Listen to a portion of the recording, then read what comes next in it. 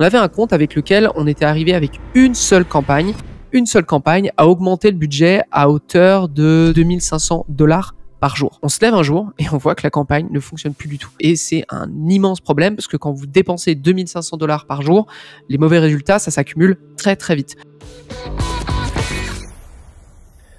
Bonjour à tous et bienvenue sur No Pay No Play, le podcast dédié à la publicité sur Facebook Ads, le podcast qui vous permet de bien démarrer sur la plateforme publicitaire de Meta. Il vous est présenté par l'agence J7 Media ainsi que la J7 Academy. Mon nom est Antoine Dalmas et aujourd'hui, comme à mon habitude, je vais répondre à 10 questions populaires, 10 questions qui sont revenus sur les réseaux sociaux ou que vous m'avez envoyé d'ailleurs directement et auxquels je vais répondre. On va parler de paramétrage, on va parler d'audience, de créatif, de budget, de test et même de comment réagir aux commentaires négatifs sur nos publicités. On commence tout de suite avec la toute première question. J'ai une campagne qui performe très bien à petit budget, mais à chaque fois que j'augmente mon budget de 20%, mes coûts d'acquisition explosent. Quelles sont les meilleures pratiques pour scaler mes campagnes sans perdre en efficacité ? C'est une question qui est hyper transversale, je dirais, parce qu'elle aborde plein de sujets, plein de thématiques finalement dans Facebook Ads de manière générale et dans le fait de ce qu'on appelle scaler, c'est-à-dire augmenter votre budget tout en ayant toujours des bons résultats. Ici, c'est l'inverse. La personne augmente son budget, sauf que il y a un moment, tout explose et elle n'est plus du tout rentable. Donc, globalement, ce que je peux vous dire, c'est que aux alentours de 2020-2021, on avait un compte, et c'est vraiment un exemple typique, on avait un compte avec lequel on était arrivé avec une seule campagne à augmenter le budget à hauteur de $2000 ou $2500 par jour. Autant vous dire qu'on en était très fiers, on avait très bien scalé, on avait très bien travaillé, et la campagne dépensait quand même aux alentours de $2500. Le point, c'est que il y a un moment où cette campagne, à force de lui rajouter des 20%, et pourquoi 20%? Parce que on estime que c'est un budget qui est assez haut pour avoir une différence significative, mais pas trop non plus pour ne pas casser la campagne. Et pour revenir à cette petite histoire dans les années 2020 ou 2021, on se lève un jour et on voit que la campagne ne fonctionne plus du tout. Ok, elle ne fonctionne plus du tout et c'est un immense problème parce que quand vous dépensez $2500 par jour, les mauvais résultats, ça s'accumule très très vite. Donc on optimise, on fait des tests, etc. On essaie de modifier des choses et rien n'y fait. La campagne est comme devenue folle. Ok. Et le point qu'on a dû faire, c'est qu'on a dû baisser le budget petit à petit. On a dû revenir à $2000, ensuite peut-être 1900, 1800, etc., etc. Et je peux vous assurer que quand vous dépensez autant sur une seule campagne et que c'est votre seule grosse campagne, voir le budget diminuer, c'est quelque chose, mais surtout que vous avez toujours cette espèce d'épée de Damoclès au-dessus de vos têtes qui vous dit tu vas probablement devoir couper cette campagne. Et couper la seule grosse campagne de votre compte, c'est un véritable problème. Par cet exemple-là, parce que on faisait beaucoup de la publicité de cette manière, c'est-à-dire une seule grosse campagne dans ces années-là. Et en fait, le gros problème est le suivant. Déjà, vous avez dans tous les cas, et ça sera toutes les campagnes comme ça, toutes les campagnes ont une sorte de plafond de verre, ok. Et lorsque vous atteignez ce plafond de verre, à force d'augmenter le budget, la campagne devient complètement folle, ok. Donc ça, c'est le point numéro 1. Le deuxième point, et qui est véritablement un enjeu lorsqu'on pilote un compte de cette manière, c'est que si votre campagne, elle devient dingue et que c'est votre seule et unique campagne, la couper ou réduire le budget, ça va impacter drastiquement votre croissance, votre volume de conversion sur le compte. Ça, c'est les deux problèmes qu'on a entourés depuis quelques années maintenant sur Facebook Ads. Donc, pour répondre à cette question, comment on fait, nous, pour augmenter le budget? Eh bien, en fait, on a plusieurs campagnes. C'est-à-dire qu'on met pas nos œufs dans le même panier. On a plusieurs campagnes qui ont peut-être pas des budgets aussi élevés individuellement, mais la somme de ces budgets fait que à la fin, on dépense beaucoup. Ok. Et le fait lorsqu'on a une campagne qui va pas bien, mais les autres vont bien, les autres, on va continuer d'augmenter de 20%. En fait, on va vraiment répartir les risques. Aussi, et ce qui va être intéressant, et on en parle beaucoup dans No Pay No Play ou comme même dans Social Scaling, qui est un autre podcast où on parle que de scaler sur Facebook Ads. Ce qui est intéressant à avoir plusieurs campagnes, c'est que chaque campagne, par exemple, va tester un élément. Ok, par exemple des titres, ou par exemple un concept publicitaire, ou par exemple des audiences, etc., etc. Et le fait est que dans tous les cas, et ça on va pas se le cacher, vous aurez toujours une grosse campagne qui a le plus gros du budget. Ok, ce qu'on appelle la campagne evergreen, la campagne qui tourne toute l'année ou du moins que vous essayez de faire tourner le plus longtemps possible. Cette campagne, vu qu'elle a le plus gros budget, lorsque vous ajoutez un élément publicitaire dessus, comme une publicité ou une audience, peu importe, il faut assurément que cet élément soit testé avant. Pourquoi ? Parce que si vous mettez quelque chose dont vous n'avez aucune idée de ses résultats, eh bien, potentiellement, vous pouvez ajouter un élément qui va tout casser. Donc, il vaut mieux avoir des campagnes de test qui sont un peu des sas de décompression ou des sas de sélection. Je ne sais pas comment vous le dire mieux que ça. Mais dans ces campagnes, vous testez. Lorsque vous trouvez qu'il y a un élément publicitaire qui fonctionne très, très bien, et ben dans ces cas-là, vous le mettez dans votre campagne Evergreen. Et de cette manière, votre campagne Evergreen, elle n'obtient que le meilleur du meilleur et ça vous permet de scaler après de façon un peu plus sécuritaire. Donc, pour répondre globalement à la question, comment on scale chez J7? On fait beaucoup de tests. On n'a pas qu'une seule campagne parce que c'est prendre beaucoup de risques de faire ça. On passe à la question suivante. Est-ce qu'il y a une taille idéale pour mes audiences personnalisées, custom audience, avant de les utiliser pour créer des audiences similaires? Petit rappel pour ceux qui découvrent, les audiences similaires, c'est un outil que Meta nous propose et qui, globalement, repose sur ce fonctionnement. J'ai, par exemple, une liste d'acheteurs sur mon site internet qui m'ont donné leur adresse mail. Et cette liste d'acheteurs, je peux la mettre directement sur Facebook Ads. Facebook Ads, derrière, va me dire, OK, donc moi, je dois trouver des gens qui sont similaires à ça, à ces personnes-là. Dans quel pays tu veux que je les trouve? Moi, je vais dire, par exemple, la France, je vais dire le Canada, je vais dire que je veux une précision très, très précise, mais très peu de volume, ou je veux moins de précision, mais un très gros volume, ce qui va me permettre de mettre beaucoup plus de budget à terme. OK? La question de cette personne, c'est votre audience originale, à savoir les acheteurs. Quelle est la taille? Quelle est la taille qu'on conseille? Alors, je sais que Meta, de mémoire, vous dit qu'à partir de 100 personnes, vous pouvez créer une lookalike. Moi, personnellement, pour en avoir vu pas mal passer, généralement, les lookalikes qu'on crée sont autour de 500 voire 1000 personnes. Alors, imaginons, vous n'avez pas 1000 acheteurs, par contre, vous avez peut-être 1000 adresses mail de personnes qui se sont rendues sur votre site, etc., etc. Là, pour le coup, ça fait un bon test. En dessous de 500, je dirais, vous avez quand même de grands risques que ce soit pas assez. Alors maintenant, Meta est quand même vachement évolué. Vous pouvez faire le test quand même, mais moi, je m'embêterai pas en dessous de 500 voire 1000 personnes.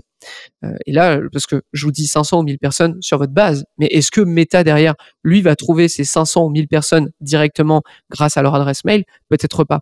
Donc vous comprenez que même lorsque vous arrivez avec 100 personnes, Meta va probablement pas trouver 100 personnes, 100 utilisateurs sur Facebook Ads. Et c'est encore pire, je dirais, lorsqu'on est en B2B, parce que là, généralement, votre adresse professionnelle avec laquelle vous êtes inscrit ou vous avez fait votre achat, ça sera pas la même adresse avec laquelle vous avez créé votre compte Facebook Ads perso. Okay? Donc, comprenez qu'il vaut mieux avoir beaucoup plus pour avoir une marge d'erreur derrière et que Meta soit quand même performant. On enchaîne avec la question suivante. Comment puis-je savoir si mes créas sont en train de fatiguer? C'est intéressant ce point parce que ça montre le concept de ad fatigue, tout simplement la fatigue publicitaire, et qui veut tout simplement dire que vos publicités ne sont plus du tout efficaces. Alors là, pour le coup, j'ai une réponse assez rapide là-dessus. De toute façon, les créas qui sont victimes de ad fatigue, tout de suite, ça se voit au niveau du CPA, de votre coût par acquisition. Donc, votre coût par achat, votre coût par conversion, etc., etc. Mais, il y a un point qui va confirmer sur tout ça, parce que potentiellement, votre créa, elle peut juste être en compétition avec des publicités qui sont plus fortes en face. Vos compétiteurs ont peut-être lancé des nouvelles campagnes, etc., où il y a peut-être une pression publicitaire qui est plus intense sur votre audience à l'heure actuelle. Et c'est pas nécessairement lié à votre publicité. C'est juste qu'il y a plus de compétition. Donc, globalement, être diffusé sur cette audience coûte plus cher. Donc, vos conversions coûtent plus cher. Ça, c'est autre chose. Là où je vais attirer votre attention concernant le ad fatigue, c'est plutôt la fréquence. La fréquence et le taux de clic sur lien. La fréquence, c'est le nombre de fois par semaine, par exemple, que votre publicité est affichée à une même personne. Le taux de clic sur lien, c'est justement le pourcentage de personnes qui voient votre publicité et qui cliquent sur le bouton de votre publicité pour être redirigées, je ne sais pas, sur une page de vente, etc. Ces deux éléments sont assez importants parce que par rapport au CPM, par rapport à la pression concurrentielle, je dirais que c'est différent.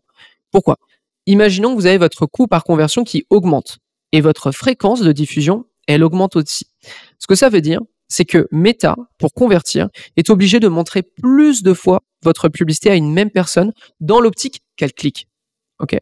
Donc nécessairement, la fréquence augmente. Et si la fréquence augmente aussi, c'est parce que le taux de clic sur lien, lui aussi, va diminuer. Parce que si Meta a besoin de montrer peut-être 2 à 3 fois votre publicité avant que la personne ne clique, forcément, elle l'a vu plus de fois avant de cliquer, donc votre taux de clic sur lien, lui aussi, diminue. Je dirais que ces 3 métriques ensemble montrent que vos créas sont en train de vivre une fatigue publicitaire. Alors, bien sûr, on va plutôt parler de créas qui roule depuis plusieurs semaines déjà. Parce que si au bout de, je sais pas, 3-4 jours, vous avez déjà plus de résultats avec vos publicités, c'est pas un problème de ad fatigue. Du moins, c'est que vous êtes sur du retargeting des audiences tellement petites que vous avez déjà saturé votre audience. Mais globalement, comment moi je peux le repérer? Fréquence, taux de clic sur lien et votre coût par conversion. On enchaîne. Quelle fenêtre d'attribution devrais-je utiliser pour mieux mesurer la performance de mes campagnes? Facebook propose le 7-day click et le 1-day view, mais je me demande lequel est le plus adapté à mes objectifs. Alors là, je vais être très très clair là-dessus. Vous ne touchez à rien là-dessus. Surtout si vous démarrez en Facebook Ads. Je vais faire peut-être une petite parenthèse pour expliquer l'attribution. L'attribution, qu'est-ce que c'est? C'est le fait que je vois une publicité sur Facebook, je clique dessus tout de suite, je fais un achat. Meta va attribuer à ma publicité la conversion, l'achat. Okay. Mais dépendamment de la fenêtre d'attribution, ça peut être différent. Imaginons que je clique sur cette publicité, je ne fais pas mon achat, mais dans les 7 jours, je vais sur le site par mes propres soins et derrière, je fais un achat. Vu que je suis toujours traqué par Facebook parce que j'ai utilisé le même navigateur, la même adresse IP, etc., eh bien, Meta va attribuer cette vente à la publicité sur laquelle j'ai cliqué il y a 7 jours. Okay, et vous comprenez du coup que plus l'attribution est large, plus vous avez de chances de vous attribuer des conversions. D'accord?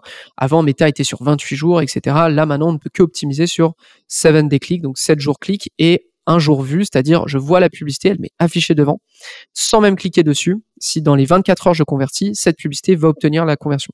Donc, moi, ce que je vous recommande dessus, c'est de ne toucher à rien, surtout lorsque vous démarrez.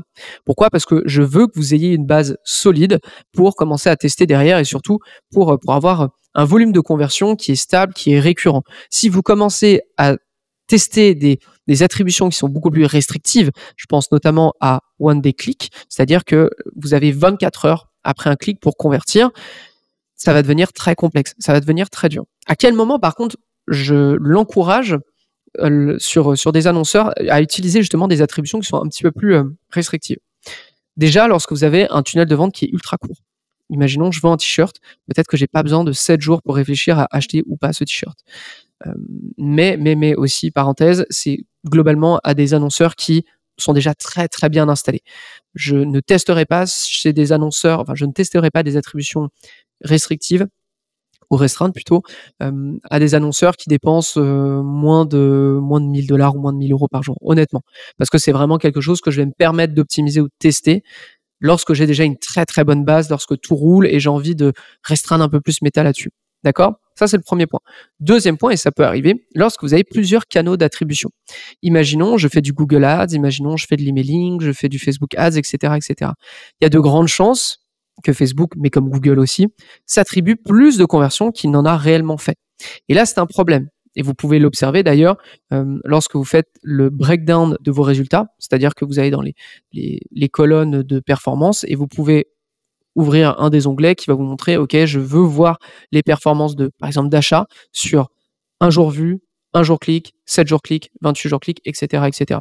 Là où je le recommande, c'est pour des annonceurs justement qui ont plusieurs canaux d'attribution ou plusieurs canaux d'acquisition, pardon. Donc Google Ads, emailing, Pinterest, Facebook Ads, etc., etc. Là, il y a de grandes chances que si vous utilisez des attributions qui sont larges et notamment des attributions de vue, il y a de grandes chances que, par exemple, Meta vous affiche autant de conversions achats en vue qu'en clic. Et là, c'est un problème, surtout en acquisition, parce que nous, on essaye de générer un clic, on essaye de générer des ventes, bien qu'évidemment, tout l'écosystème publicitaire fonctionne ensemble, je suis d'accord là-dessus, je le remets pas en question, sauf que nous, on essaye de démontrer par A plus B que l'achat va venir de Facebook ou pas de Google, ou à l'inverse que ça vient de Google et pas de Facebook, etc. Et là, le problème, c'est qu'en fait, si vous faites le calcul, la somme de tous les achats que vous donne Google, email, etc., vous allez en avoir beaucoup, beaucoup plus que ce que vous en avez réellement, Pourquoi? Parce que ils vont s'attribuer des conversions qu'ils n'ont pas nécessairement générées eux-mêmes. Donc là, ça devient aussi un problème. Là aussi, on a besoin d'avoir un petit peu plus de clarté vis-à-vis des performances réelles, plutôt que des performances un peu estimées. Encore une fois, je le répète, on est très conscient que l'écosystème entier fonctionne dans un momentum, enfin fonctionne ensemble, mais dans un souci de performance et d'honnêteté vis-à-vis de la performance de nos propres campagnes, on aime bien être certain que ce sont nos campagnes qui ont généré tel volume de conversion, etc., etc. Donc là, il y a deux problèmes. Le problème, c'est que les attributions se mélangent ensemble. Et en plus de ça, il y a un autre truc, c'est que Meta, lui, pense réellement générer des attributions. Donc, s'il peut optimiser sur la façon la plus simple pour lui de générer des conversions, des achats, il va pas s'en empêcher.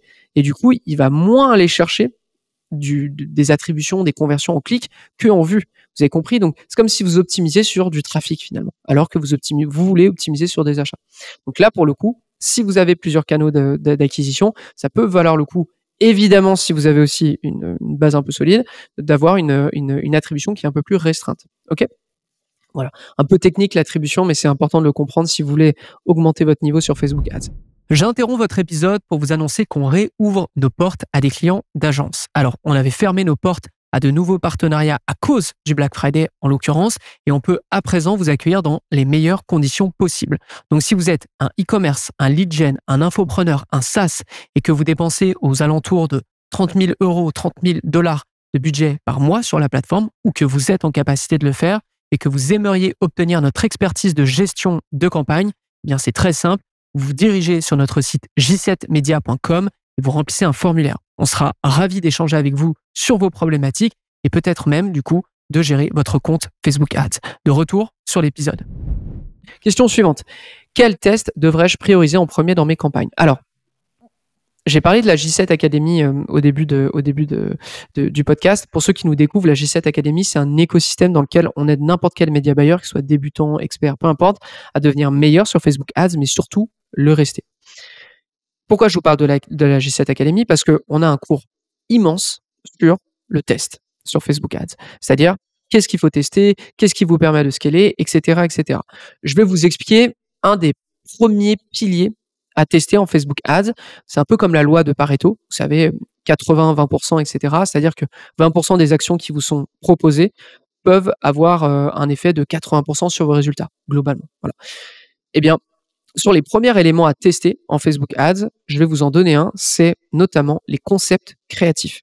Par concept créatif, je veux vraiment que vous testiez des idées. Je ne veux pas tester des déclinaisons, je ne veux pas tester des publicités qui sont très proches les unes des autres. Non, je veux tester des concepts entiers. C'est-à-dire que lorsque vous lancez vos premières campagnes, un des vrais conseils que je peux vous donner, c'est d'avoir les publicités les plus différentes possibles, en tout point. Pourquoi? Parce que si vous avez des publicités qui sont trop similaires et qu'il n'y en a aucune qui fonctionne, vous n'aurez rien appris. Vous aurez juste appris que ce concept-là, finalement, fonctionne pas. Okay, et donc, vous aurez perdu du temps et de l'argent. Je préfère que vous ayez des publicités très différentes, avec des approches complètement différentes, pour que s'il y a quelque chose qui fonctionne, vous disiez, OK, cet angle-là, ou peut-être ce format publicitaire fonctionne. Donc, je vais creuser autour. Je vais casser cette publicité, ce concept, et derrière, je vais essayer d'isoler quelle est la variable qui a le plus fonctionné. Vous comprenez un peu l'idée. Donc, vraiment, tester les concepts créatifs. Il y a encore plein de choses à tester, évidemment, mais ça fait partie du top 3 des trucs à tester dès lors que vous démarrez sur Facebook Ads. Ensuite, comment pourrais-je optimiser mes campagnes de retargeting sans cannibaliser mes campagnes d'acquisition? Globalement, les campagnes d'acquisition, on va exclure des audiences chaudes. Quand je parle d'audience chaude, je parle d'audience de retargeting, du style les visiteurs, les personnes qui ont engagé, les acheteurs, etc., etc. Donc globalement, ce qu'on va faire, c'est qu'on va essayer d'exclure le plus possible des audiences chaudes dans nos campagnes d'acquisition, c'est-à-dire de gens qui ne nous connaissent pas. Pour le retargeting, pour le coup, je vais pas mettre des exclusions, et si vous m'écoutez et que vous écoutez régulièrement No Pay No Play, j'assume que vous êtes plutôt débutant intermédiaire sur Facebook Ads, sinon vous seriez sur Social Scaling, qui est notre podcast un peu plus technique. Je vous déconseille à votre stade de faire de l'ultra segmentation sur des audiences de retargeting, du style avoir une audience à jouer au panier, une audience visiteur, une audience non. Si vous faites ça, vous allez avoir des audiences qui sont beaucoup trop petites, vous n'arriverez pas à scaler, à un moment vous serez bloqué. Je vous recommande plutôt d'avoir des audiences un peu larges, du style dans les 30 derniers jours. Là, je parle pour un e-commerce ultra standard. Visiteurs dans les 30 derniers jours, Les add to cart sont compris dans les visiteurs de toute façon parce qu'ils sont tagués comme des visiteurs. Engagement avec la page Facebook dans les 15 ou 20 derniers jours, etc., etc. Et faire un petit paquet de ça et le tester. Et ensuite, vous regardez par rapport à la fréquence, par rapport au taux de clic, si ça fonctionne ou pas. Donc, comment faire en sorte de ne pas cannibaliser vos campagnes de retargeting avec de l'acquisition? Simplement faire des grosses exclusions. C'est tout. Et conseil supplémentaire, ne faites pas trop de segmentation avec le retargeting. Question suivante. Lorsque tu lances une nouvelle campagne pour une audience totalement froide, comment décides-tu du budget initial et de la structure de la campagne? Alors, très bonne question. J'ai fait un épisode entier sur le budget Facebook Ads que je vous recommande d'aller regarder. Je vous mettrai dans les notes de l'émission où vous tapez budget Facebook Ads, no pay, no play sur YouTube. Vous allez évidemment le trouver très très vite. Moi, je vous recommande, disons qu'il y a 3 leviers. Imaginons que vous êtes vraiment débutant sur Facebook Ads, vous n'avez jamais démarré. Il y a 3 leviers. Je dirais l'ultra sécure, mais ça va prendre des jours et des jours et des semaines avant d'avoir des vrais résultats. Je dirais un 10 € par jour. Mais 10 € par jour, ça veut dire que vous n'avez qu'une seule audience, qu'une seule publicité, ou 2. OK. Ensuite, il y a 50 € par jour. Alors, je sais que le gap peut être impressionnant pour certains, mais là, pour le coup, vous allez avoir beaucoup plus de marge d'activité, okay, de marge de mouvement. 50 € par jour, ça vous permet toujours dans une campagne, je ne l'ai pas précisé, CBO, c'est-à-dire Campaign Budget Optimization, donc Advantage plus Budget maintenant. En gros, le budget est au niveau de la campagne et non au niveau des adsets. À 50 $ ou 50 € par jour, là, moi, je vous recommande d'avoir 2 publicités, 2 audiences maximum. Les audience à intérêt, 2 audiences à intérêt, une audience large, une audience à intérêt. Je suppose que les audiences lookalike, pour l'instant, ça ne vous sera pas disponible parce que vous n'aurez pas une base suffisante de custom audience, comme on a pu en parler. Et 2 publicités actives au même moment.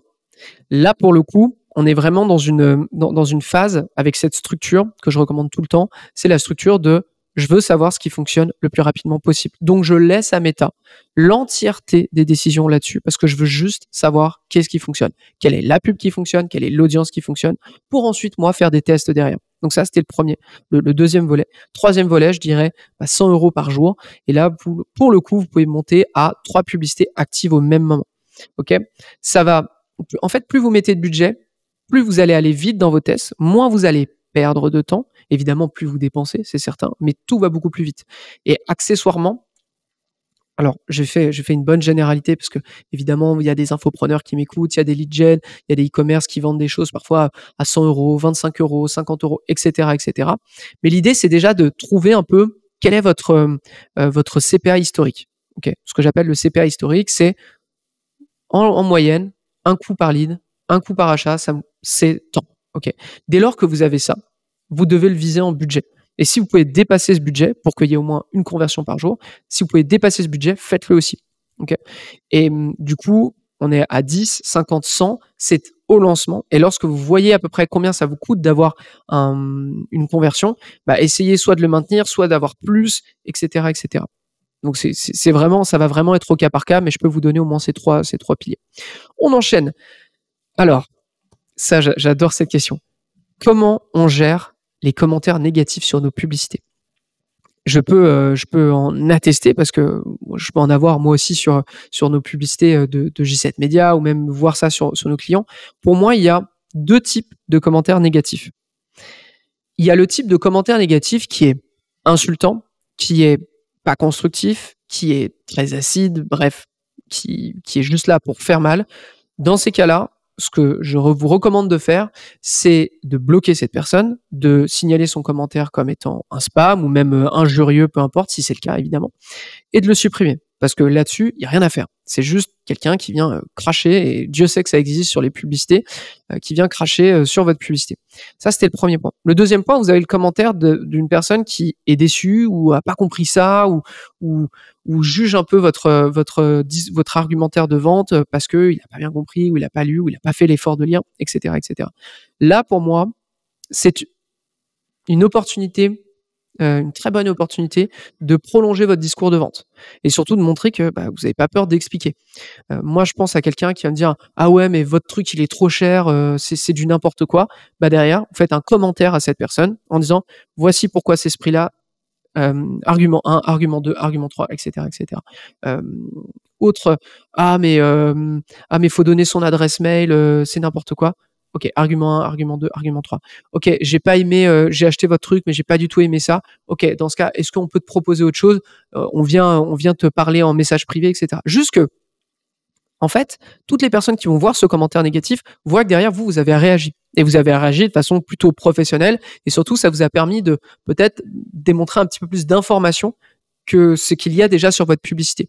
Donc pour moi, ce genre de commentaire doit vous servir. Ce genre de commentaire, c'est le jeu de toute façon. Vous en aurez toujours des commentaires négatifs comme des positifs. Et l'objectif, c'est de jouer avec, on s'entend, de les utiliser. C'est-à-dire, imaginez qu'ils vous tendent des perches, ces personnes, et à vous d'utiliser cette perche pour justement démontrer un peu plus de votre savoir, démontrer un petit peu plus de la logique de votre offre, etc., etc. Ok. Donc c'était mes conseils sur les commentaires négatifs. Mais vous braquez pas sur les commentaires négatifs. On est sur Internet, ça arrive tout le temps, tout le temps, tout le temps, tout le temps. Dernière question. Comment ajustez-vous vos audiences lorsque Facebook Ads introduit de nouvelles options de ciblage, comme par exemple de nouveaux intérêts ou de nouveaux comportements? Il faut dire que les audiences Facebook Ads, on teste ça pas mal, mais sans vraiment les tester. Je m'explique. En fait, on a pris l'habitude que Facebook, année après année, Meta plutôt même, enlève des critères d'intérêt. Donc les critères d'intérêt, c'est littéralement ce qui nous est utile pour cibler quelqu'un. Okay, mais accessoirement, Meta est devenu de plus en plus fort pour cibler à partir de rien. Donc à partir de Shopping Advantage Plus, d'audience broad, globalement. Ok, donc on est moins dans cette optique de il faut qu'on teste le ciblage le plus précis possible avec le moins de personnes possible. Non. En fait, moi, la règle que je vais vous donner, à moins que vous soyez sur votre activité commerciale, elle soit uniquement sur une région très précise, elle soit autour d'une localité, autour d'une ville, moi, je vais vous encourager rapidement à avoir des audiences de plus d'1 million de personnes. Donc forcément, on se balade moins sur toute la liste des intérêts pour essayer de trouver le petit intérêt à 200 000 personnes, à 150 000, à peut-être 3 000 personnes. On est moins là-dedans. Pourquoi on est moins là-dedans? Parce que c'est pas ce qui va nous permettre, nous, derrière, de scaler, donc d'augmenter le budget. Si vous avez une audience de 100 000 personnes et que vous voulez augmenter votre budget toute l'année dessus, il y a un moment, ces 100 000 personnes auront vu vos pubs où vous serez plus du tout rentable dessus et vous serez un peu dans l'urgence de trouver une autre audience. Donc, on préfère avoir des audiences bien plus larges et laisser Meta gérer ça. Okay, par contre, ça ne veut pas dire qu'on ne teste pas d'audience. On a littéralement un niveau de test dans les cours qu'on enseigne dans la J7 Academy, un moment très précis dans lequel on va tester des audiences. Mais on ne va pas tester des petites audiences, on va continuer à tester des grosses audiences, sauf qu'on va les tester des choses auxquelles on n'aurait pas pensé initialement lorsqu'on lance notre toute première campagne avec l'annonceur. D'accord? Donc, comment on ajuste? Globalement, on regarde un peu ce qui se passe. Par contre, on fait pas, on tient pas compte du cimetière des audiences qui sont mortes ou qui ont ressuscité ou qui sont arrivées, etc. On avance en même temps que Meta.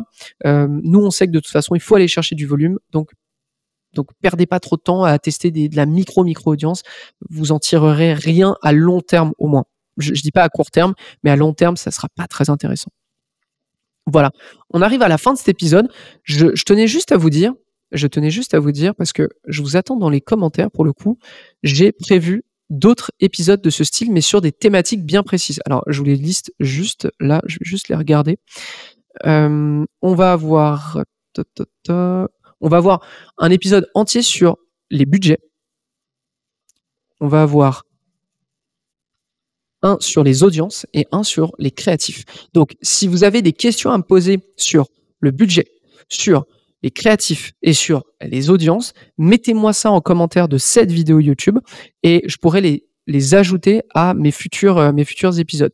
Donc là, vous avez cet épisode pour novembre. Le prochain épisode qui sera du coup en décembre, ça sera sur le budget. Donc, n'attendez pas. Allez me mettre un maximum de questions sur comment on gère le budget, à quel budget on lance lorsqu'on est dans telle situation, etc. N'hésitez pas même à être très exhaustif sur votre demande, à mettre pas mal de détails, parce que moi, ça me permettra de vous donner de bien meilleures réponses et ça pourra mieux vous aider que simplement quelques conseils un peu généraux. Ok. Donc c'est tout pour cet épisode. Si ça vous intéresse aussi la J7 Academy, n'hésitez pas, j7academy.com ou dans les notes de l'émission. C'est un écosystème qui va vous permettre de devenir meilleur sur Facebook Ads, mais surtout de le rester. Et je pense que c'est hyper intéressant, surtout quand, eh bien, janvier arrive tout doucement et janvier, c'est un peu le mois où la publicité ne coûte pas cher. Donc, c'est quand même bien de savoir ce qu'il faut tester, comment lancer, comment optimiser, comment scaler, parce que c'est le meilleur moment pour faire soit des erreurs et donc des apprentissages, soit avoir des vraies réussites et donc scaler comme un malade. Voilà. C'est tout pour cet épisode. J'espère que ça vous a plu et moi, je vous donne rendez-vous au prochain No Pay, No Play. À très vite tout le monde.